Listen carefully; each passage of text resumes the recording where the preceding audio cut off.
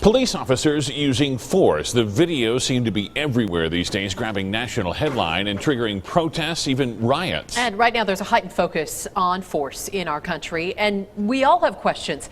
How often do our local police departments use force? How do they compare? ABC 15 investigator Dave Biskobing discovered getting that information is nearly impossible. This video has sparked outrage and an investigation.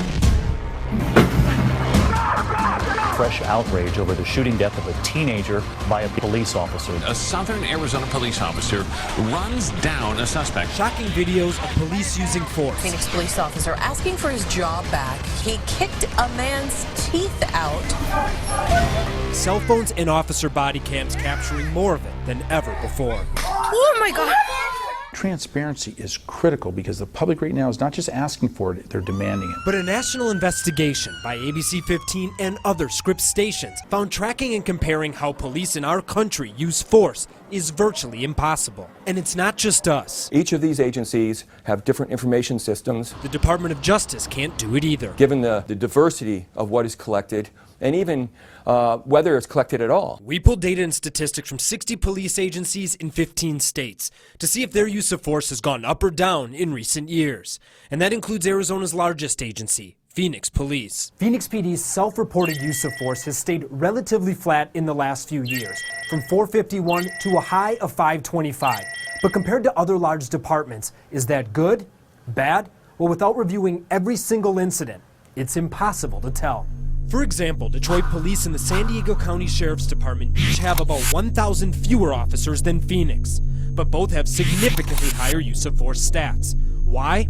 It's all in what they consider use of force. For the San Diego Sheriff's Department, in 2014, they counted 941 times when officers pointed a gun or taser. Phoenix Police reported none because they don't track that as a use of force at all.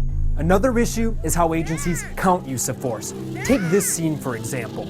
4 officers on 1 suspect. Some might count this as 1 incident, while other departments might count it as 4, 1 for each officer. Well, why is one agency capturing it one way, another agency capturing it another?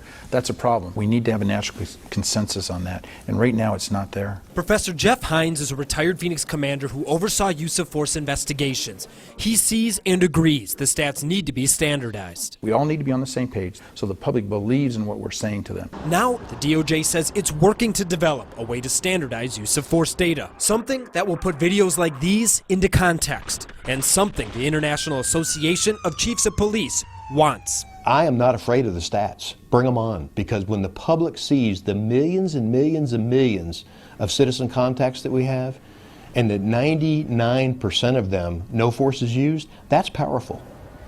And when it comes to use of force, what you just saw is just the tip of the iceberg. Yeah, so on our website right now, we have interactive graphics showing how often Phoenix officers use their guns, their tasers, canines, every other type of force out there. Just go to abc15.com/investigators.